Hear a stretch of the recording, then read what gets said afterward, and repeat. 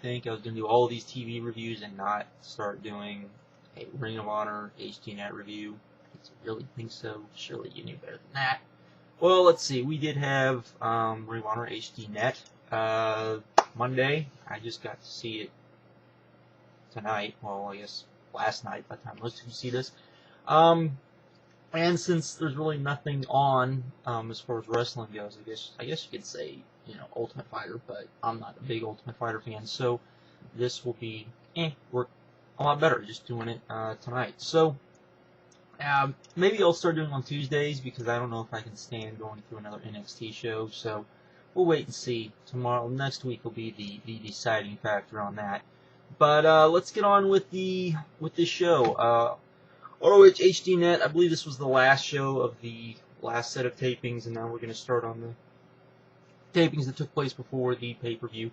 I haven't really talked a lot about this show, so let me, and this is a good example of what I don't like about this show, and that is the fact that they are in Philly, and the Philly crowd that is there is wretched, as far as just not being excited. Now, a lot of people, Armin being one of them, yes, I will mention this, has talked about the fact that when I griped about the Impact Zone fans, to me, while I understand that a lot of people like the fact that Impact Zone fans are happy and get into matches and all that, and I agree, it's better than what we get on this show, where often the crowd just kind of sits there. You know, even though some people say that they're not mic'd well, it's not just that they're not mic'd well, it's that they're just not into it. And like on this show, I think this was the last set of tapings, so they were probably worn out by this point as well. And that just has to do with the way they have to tape it. But so I would much rather have a lively crowd. Now, as far as the Impact Zone crowd, my problem with them is just that it would be the same problem I had with the ROH crowd in New York at Glory by Honor, the iPay-per-view during the Aries and Daniels match, where they just started being too smarky and trying to get themselves over, and the chants weren't entertaining and did nothing for the match. That's what I don't like about the Impact Zone fans for the most part, and that's what and a lot of indie fans as well, but.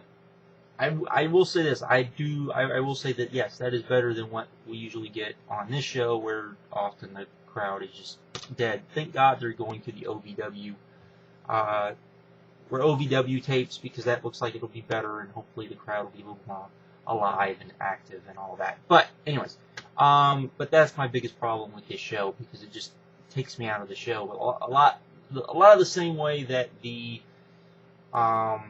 a lot of PWG shows do, when the crowd is just kind of there. You know what I mean? It's not been so the last couple years, but it used to be that way. So, anyways, we opened with Grizzly Redwood doing an interview, and then Austin Aries came out asking Grizzly Redwood, helping him out with this lumberjack match he's going to have with Delirious. Kind of a comedy, not that good of a segment, blah, blah, blah, blah, blah. Then we started off the show with Titus taking on Christopher Daniels. I was like, ooh, this could be good.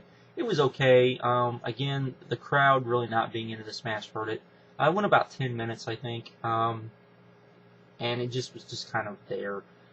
Was okay. It was an okay TV match, but I don't think Ring of Honor can put on okay TV matches. I think they have to put on good TV matches, given the fact that they're on a network that almost nobody has, and everyone's going to have to go out of their way to watch the show, that just their average matches have to be good matches, and that the good matches have to be great matches. So there we go with that. And this was just kind of an average match.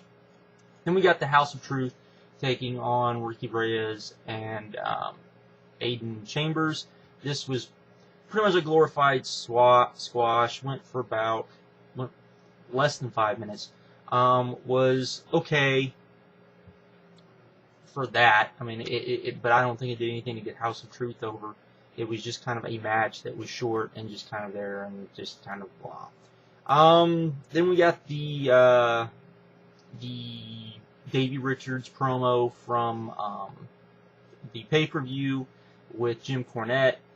Great promo. Was a great promo at the pay-per-view. Was a great promo here, which led directly to the American Wolves taking on the Super Smash Brothers, which was I would say, a really good TV match, maybe a very good TV match. But my biggest problem with this match was just that, you know, I just don't take the Super Smash Brothers as a team yet to take on the American Wolves. To me, this should have gone maybe went about 2 minutes too long for a TV match, and I would have liked to have seen the American Wolves be a little bit more dominant. It was still a really good match. It looked pretty evident they're trying to make the Super Smash Brothers into something, which is good because I do think they're a good team and I enjoy them. But it was just kind of disjointed at places and not as good as you thought, because I'm sure, you know, watching it, I expected the American Wolves to kind of, I don't want to say bury them, but pretty much dominate them, and that's not kind of what we got, so I was kind of disappointed in that. But it was still a good match, don't get me wrong. It was a very good TV match, I would say. Then we got Austin Aries versus Delirious, Lumberjack match. This was, I'd say, a good TV match. Not a good match, but a good TV match. It was just, again, kind of disjointed. Went long. I don't know if I would have booked this match to go that long, but it was long. Delirious had the red Poison Delirious outfit on. Continuing their feud with Austin Aries, and which leads, I guess, next week to a steel cage match, which apparently is, I guess, Delirious' kind of last match before he became Booker and kind of writes himself out, which is pretty good.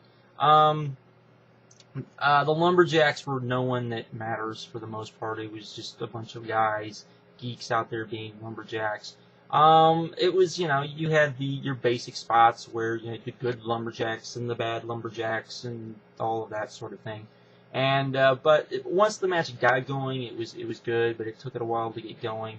Not a great TV match, which is what I think Ring of Honor has to have on.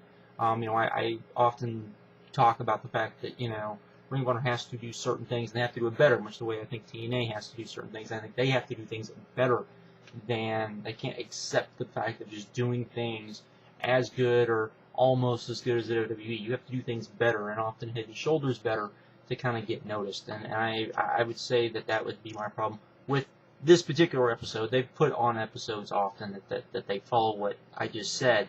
But I really didn't feel like the show really accomplished much. I don't think it got anybody really over, to be honest. So this would not be a good episode, in my opinion, for the HDNET show. So, and that's just my opinion. I want TV shows to be certain things, and I know not everyone's going to agree with that, but that's just kind of my thing. But, you know, luckily the last set of tapings looks like they're going to be the last set, at least for a while, in Philly, which is a good thing because the crowd really took me out of this. It's just them kind of sitting there and that. So, anyways, with that, I'm out. You can go, if you want to watch any of this, of course you can go to ROH Brazil. I'll put a link to at least the opening in the description, and you can go check that out if you wish to. So with that, I am out of here. Have a good one, and later.